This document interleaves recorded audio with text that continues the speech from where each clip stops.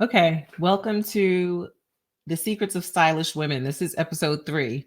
And for those who have listened to or watched the first 2 episodes, this is kind of an impromptu podcast in a way, but not really. So I did develop this idea and this concept for this podcast a little, I don't know, several months ago, but I sat on it because I didn't think that I had the technology. I didn't know what I was doing, so on and so forth. But there are people that I follow, including David Shands, who tout the benefits of starting your own podcast. And I believe in it. And I think it's a good idea because you have an opportunity to really showcase your expertise and also, get allow people to get to know you on a more personal level. The way social media is going, and I'm no social media expert, but it evolves, it changes. And right now it seems like, the shorter clips and the little snacky pieces of content, the sensational sound bites, those are the things that get a lot of traction.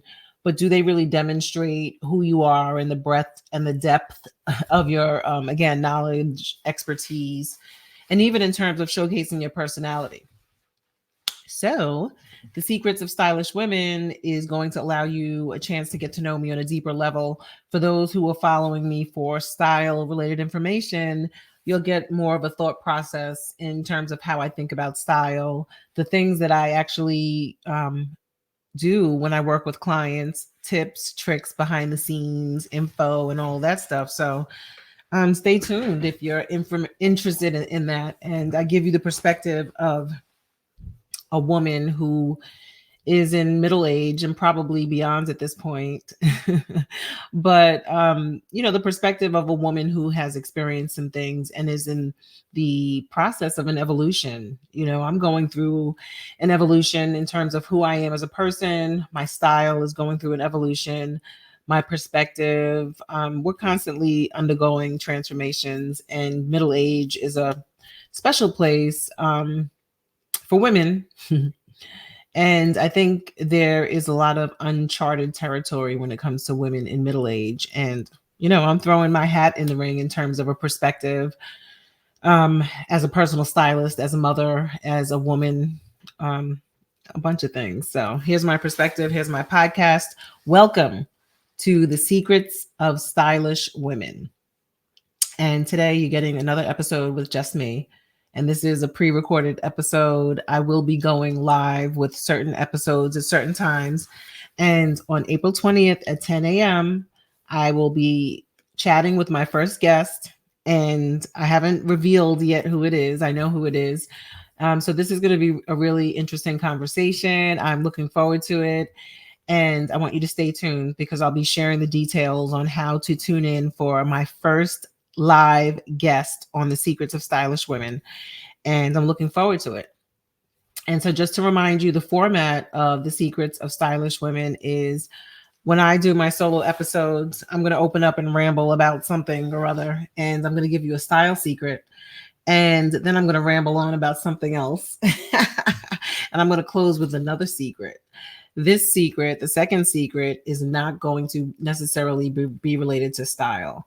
So it can be related to any other area of life. And that is the format that will be followed when I have guests. So we're going to be getting style secrets and just life secrets from other women who appear on the show, on the podcast. So I'm looking forward to that.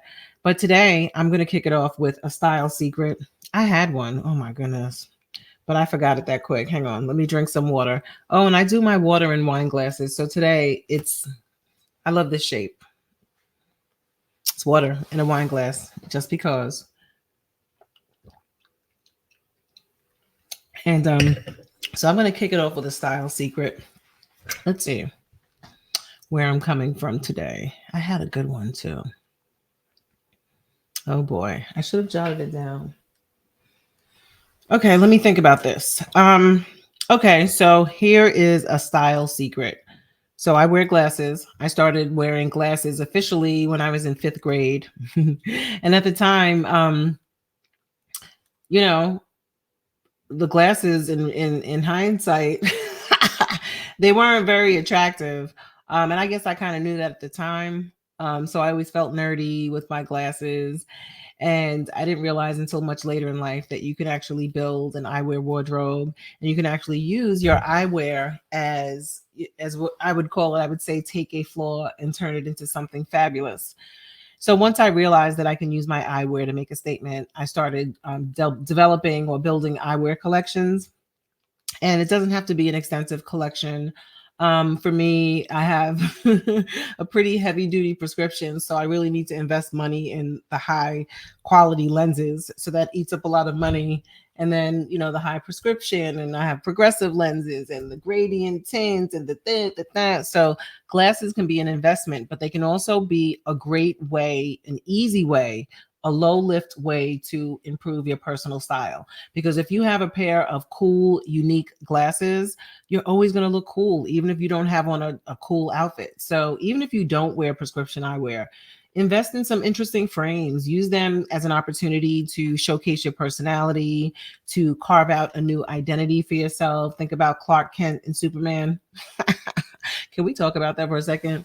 That little ringlet in the front, and the glasses, was that really enough to disguise someone?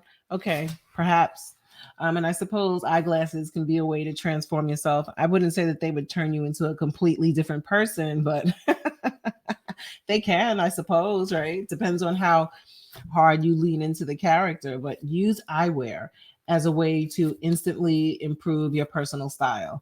And if you don't know what types of frames to select, bring a fashionable friend with you, or if you're in the Philadelphia area, check out Omega Optical in Philadelphia. They have a team of eyewear experts. Omega Optical specializes in luxury eyewear, and they can give you a consultation to help you better understand what frames look good on you, colors, shapes, so on and so forth.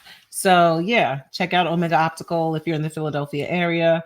And lean into eyewear because it's a great way to showcase your personal style. So these frames are amazing and they get a lot of attention. Great way to start a conversation. So that is my style tip for this episode of The Secrets of Stylish Women.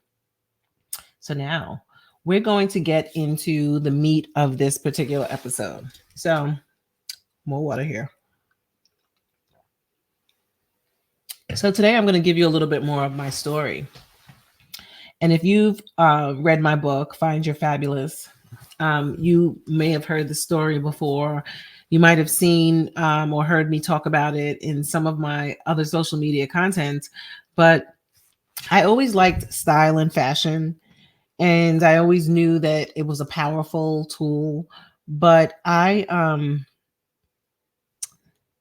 just wanted to check and make sure my mic is on, because if it wasn't and I did all this talking, I would be annoyed at that. So I think it's on. So I always liked fashion and style, but when it comes to developing a sense of style and understanding style principles, a lot of it is trial and error. Like most of us don't get a fashion consultant or a fashion expert to teach us how to dress. A lot of us inherit our style perspective from the people who are closest to us, including family members, friends, people in school, or other organizations we may belong to. So a lot of that shapes how we dress. And we don't often get an opportunity to drive those decisions about what we wear until we're probably I don't know. I mean, some toddlers, not toddlers, but yeah, even toddlers express a preference in what they want to wear. When my daughter, she wasn't quite a toddler, she was a little older, but there was a period when she loved to wear tutus, and I had to buy like a multi-pack of tutus from Amazon, and just every day I would just put a different colored tutu over her jeans because she wanted to wear tutus every day. So even as young people, we have the ability to state our style preferences, but we don't always have the opportunity to execute on those ideas for any number of reasons. So no one teaches us how to dress. I mean, they kind of do, but they don't teach us how to dress authentically because, again, we inherit other people's opinions and ideas about style. So are you ready to break free from that? I don't know. It's just something to think about. breaking free of other people's expectations of how we look. That's a big topic to tackle. We're not going to tackle it today, but when I was younger, getting back to the story, love fashion and style. Over the years, I started developing a stronger interest in fashion, but I didn't really know what I was doing, so I had to learn. And my style has gone through an evolution. I've learned a lot. And, when I graduated high school, I did not go to college. I started working full time. So a couple of months after I graduated high school, I got a job. I lived in Brooklyn and I would commute into Manhattan at an insurance company. And I didn't really, it was a corporate job. In fact, it was located in the World Trade Center. Not one of the towers, it was in building 4. But I worked at an insurance company. That was my first professional job. Now, I had been working since I was 14. Shout out to Working Papers. Shout out to Burger King on Cropsey Avenue. That was my first job. And I was excited to work because I had the opportunity to buy clothes, earn money to buy clothes. Like I knew that I wanted to buy more than, what I felt comfortable asking my parents for. And I got a job, so independent woman, hashtag. So I started working early to buy clothes. And then, where's the story going? This is long-winded. Oh, so my first professional job was in corporate America at an insurance company in the World Trade Center. And, I didn't have firsthand knowledge of what the expected attire was. My family, my parents were not in corporate, and I didn't have, really a blueprint. So I had an idea of what I thought I was supposed to look like, and somehow I managed to get the job. But when I started working there for a while, I started, and I don't know why I did this. I took my foot off the gas pedal. Like the first couple of days, I had to dress nicely in slacks and blouses and, those kinds of things. And I didn't really have an extensive wardrobe. I had to buy clothing as I went along. And I remember my first check, I think it was like $400 after taxes. And I was so excited. I was so excited for my $400 check, but I was able to build up a wardrobe and stuff over time. But then I also I got comfortable and I started, getting a little lax. And I was lax, but I was also ambitious. And as I'm, stumbling my way through corporate America, trying to figure out the rules and the regulations and the ins and the outs and all that stuff, I don't know. There's no real blueprint, or at least there wasn't one for me. So I had to kind of figure out things as I went along and make mistakes. And one day I showed up at work with a turquoise jumpsuit on. Turquoise jumpsuit. I should have a visual in here with a turquoise jumpsuit. So think about this. It's something that you would probably wear like to a beach vacation, and it was very billowy on the bottom. So the legs were very generous in terms of fabric. And if you want some kind of basis of comparison, think about MC Hammer pants. So now we're going back a minute, right? MC Hammer pants. Now they weren't quite as low in the crotch, but conceptually, so I have this, tank turquoise jumpsuit with billowy pants. I'm wearing this to a corporate job, an insurance company in the World Trade Center in Manhattan. Like, this is what they mean when they say youth is wasted on the young, right? So I was 17 when I started that job. I started the day before I turned 18, and I just didn't know any better. So I wore that to work one day, and I had on a pair of silver sandals, and they had like a I can't even explain it, but like this tulle fabric that went through the sandal and had had seashells attached to it. So I was really on some other stuff wearing that to work, but I wore it. And interestingly enough, my ambition, prompted me to apply for a promotion, for another job within the company.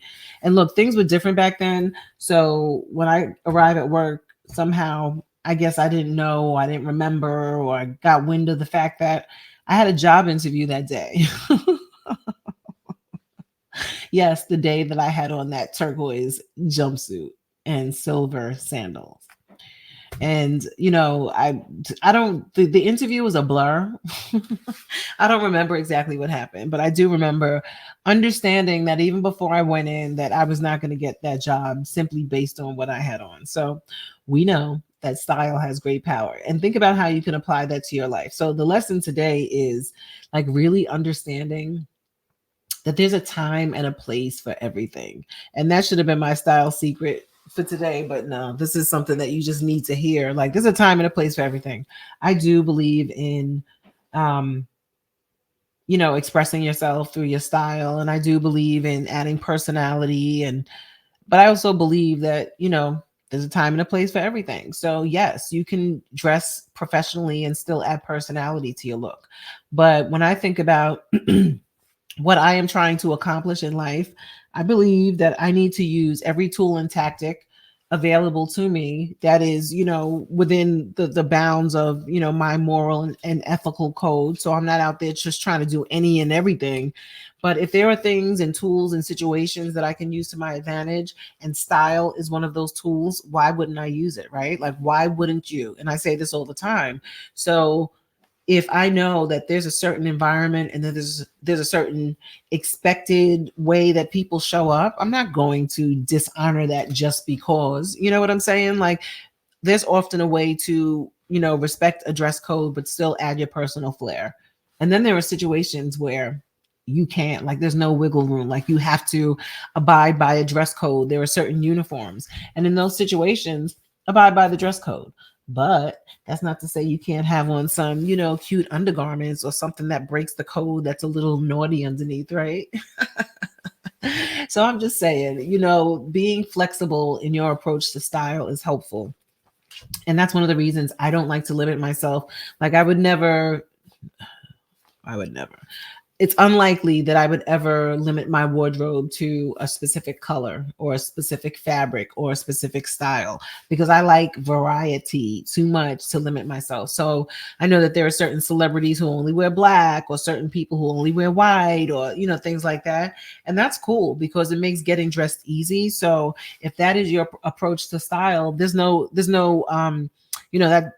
that works for you, that's cool. Like, if you can leverage that and that helps it easy, makes it easy for you to get dressed, then that's fine. Like, there is no one rule that I'll say everyone should do this. Like, everyone's approach to style has to be individualized. It has to be based on who they are, their lifestyle, their resources, their thresholds for change, like all these things. So style is very individual, it's very personal. And that's one of the things I love about it, because you can have two people who gravitate towards the same look or era or period or style, but there are still going to be those little differences in how they execute. You can give two people the same components of an outfit, and based on who they are and their perspective and the way they see themselves and the world and style and all these things, their mood for that day can significantly interpret or change the way they interpret things. So I think that's one of the beautiful things about styles, that there's no one size fits all approach to it. So that lesson that I told you about my corporate job, like that, it taught me a little something. So I started dressing a little better. I learned my lesson for a little while, but then I found myself in another situation related to my attire at the same job. So apparently I needed to be told again. Apparently I didn't learn my lesson the first time. So I got moved to a different department. It was summertime. I was feeling myself. I thought I was cute. And I wore this outfit to work that had no business in the workplace. And I remember it was from Express. Okay. And this is back in the 90s. So, and I have to be honest with you, I still shop at Express. Anybody who knows me knows that I like Express, and I'll tell you the reasons another day. But so it was an outfit from Express, and it was a sweater, a sleeveless sweater. It was collared though. Okay. At least had a collar on the sweater, short sleeve sweater with a collar, zipper in the front. And then I paired it. It was kind of like a nautical look, but it was a black skirt that I had on. A skirt. You know what a skirt is? Skirt plus short. So it looked like a skirt from the front, but it had a split in the middle. But the bottom line is that it was way too short, and so much of my legs was showing and my arms were showing, and I thought that was cool. And this lady pulled me aside. One of my colleagues, she was more mature and further in her career, and she pulled me aside and essentially told me that my outfit wasn't appropriate. And I listened, like I sat there and I entertained what she had to say. But I will tell you this, I wasn't really trying to hear what she was telling me. I listened, I was respectful, I suppose. But in the back of my mind, I was like, who the hell is she think he is? And like all of that.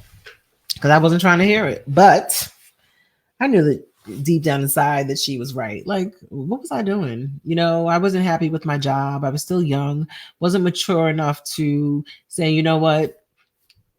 I don't know. Maybe I need to just look for another job. But by the end of that week, I did resign and I decided that that wasn't the place for me. So that comment, even though my level of maturity wasn't high enough for me to say, you know what, I'm gonna, I agree. I did agree, but I quit because I was just finished with that job anyway. But I took that feedback into consideration. I took the summer off. And I had fun that summer. But I ran out of money really quickly. So I had to get a job. But the thing that I did differently, I was like, okay, my attire is a factor in the decisions that get made or the opinions that people have about me. Clothing does not solve all of your problems. Okay. So I'm not sitting here proposing that it does, but I knew that if I wanted a higher chance of success in terms of looking for a job, that people like things that look good. Okay. And I'm not talking about physical attractiveness. I'm talking about packaging yourself in a way where you can sell yourself, where the packaging is a supplement to your skills and experience and your talent and your special sauce. People like pretty things, folks. I mean, can we be honest about that? Can we? It's not just about how you look. Of course, you have to be smart, talented, capable, and all these other things in order to be successful. But let's stop sitting here pretending that you can't show up better. Let's stop pretending that your attire is not related to the way you are interpreted and received. And for those who are saying, people should just accept me for who I am and my knowledge and my skills and all of that. And that's valid. They should, right? And I ask you this question: when in life have you relied on what people should do to inform what you do? It doesn't always work out, right? So if you can give yourself an edge and if you can dress better, which is going to in turn bolster the way you feel about yourself, the way you think about yourself. Like if you had a way to develop a system that allowed you to say, you know what, I know that for my lifestyle, these are the types of things I need in my wardrobe. And these are the things that I need to round out my wardrobe. These things look good on me. And these are the stores that I shop at. And these are a couple of little strategies and tips and tricks that are going to help me feel pulled together, even if I don't have a lot of time. You know what? Perhaps I should develop a wardrobe comprised of these pieces. So this way, if I do find myself in a situation where I have to pull something together quickly, I know how to do that. I do know that, you know what? Instead of scrolling on my phone for 15 minutes aimlessly, I can take that 15 minutes, walk into my closet and start looking through and pulling together outfits, start planning my outfits. So this way, in the morning, when I'm getting ready for work or when I'm going out for drinks with the girls or I'm going for brunch or date night or vacation, you know how to pull together outfits. Do it now. I'm telling you, you don't want to be standing in your closet in tears, not knowing what to wear because you haven't put in the work to identify what looks good on you, identify what feels good, what represents the woman you are today. Remember, you're a brand, whether you want to be one or not. Okay. Do you want to be known as Kmart or do you want to be known as Bergdorf or somewhere in between? Whatever that is, whatever that brand is, it has to represent who you are. It has to really showcase who you are. So let's talk about it. I have on this this faux leather blazer. I love this blazer. And I said, you know what? When I do this podcast, even though it's about style, I don't want to make this about me trying to wear, the cutest outfits and all that, because it's less about that. And it's more about giving you some tools, some food for thought, some things to think about. So when you're getting dressed, you know, you have a starting point, because like I said, not a lot of us are taught how to dress. We just pick up some things here and there, and then we internalize all these messages that the advertisements and the movies and all this stuff is telling us about ourselves. If I had to give you a piece of advice, my advice would be to largely ignore all of the stuff that you've heard and really sit down and take time to try and develop a style strategy that's going to help you. And if you need help, that's what personal stylists are for. That's me. You can learn more about how I work with clients and what you can expect during a style discovery call. So go to the Fearless Fashionista. Oh my God, I can't talk. The fearlessfashionista.com and check out my services and book a style discovery call, and we'll talk about it. I don't pressure, women who are interested in working with me. I share information. I talk about my philosophy. I'll probably bore you with a story about how and why I, got my start and things like that. But ultimately, it's about helping you think about style in a way that makes sense for your lifestyle and help you get over some of those hurdles, because we all have them, these stories that we tell ourselves about why we can't wear certain things or why we can't dress better. You can dress better. So anyway, yeah. So now I owe you another secret. So I gave you a style secret at the beginning of the episode. What secret am I going to give?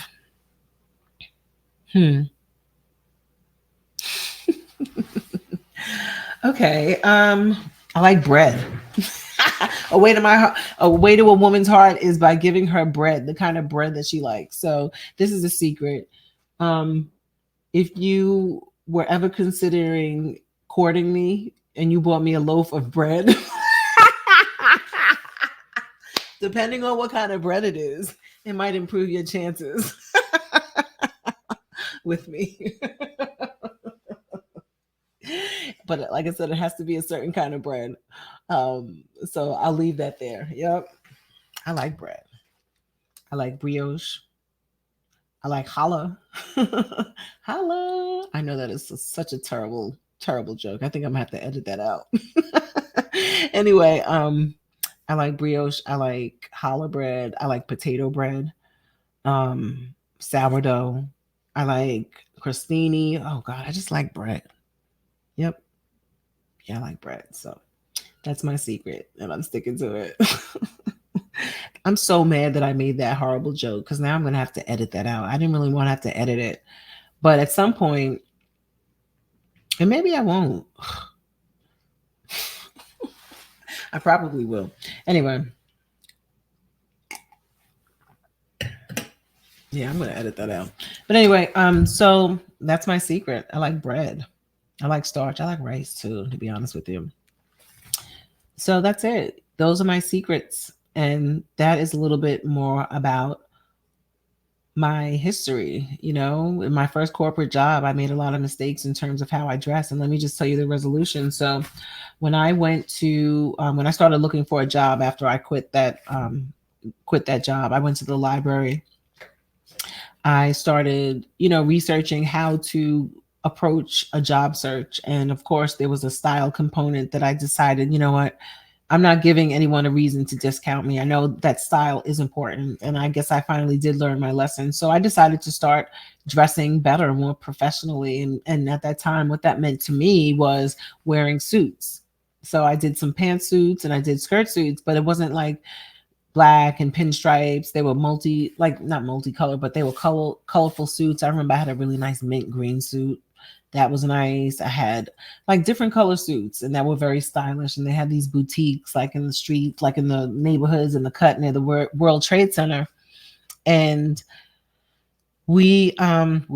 well, a friend of mine would shop there too. She kind of put me onto these boutiques and they sold nice suits. So I started dressing like that and I developed a reputation for dressing well. And it has served me well over my corporate career.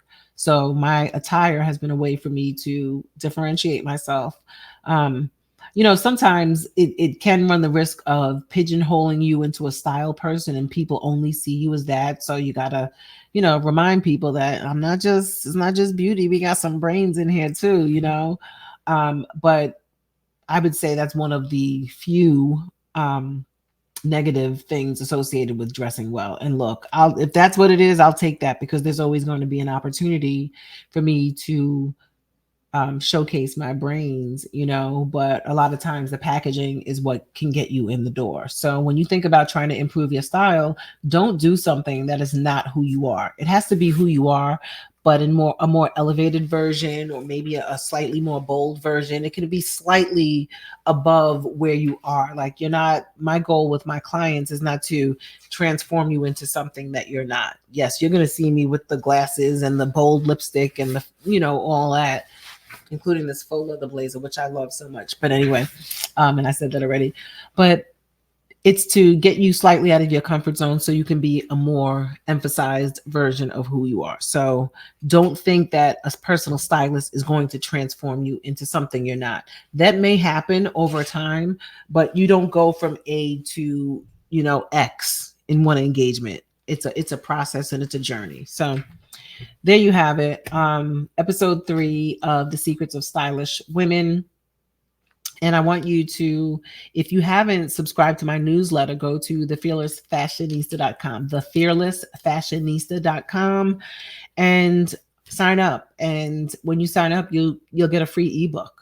And this ebook is really cool because it tells you the top six mistakes that are preventing you from looking good, style mistakes. But I don't only point out the mistakes, I tell you how to solve them. So go to thefearlessfashionista.com, sign up for my newsletter, or you can purchase my book.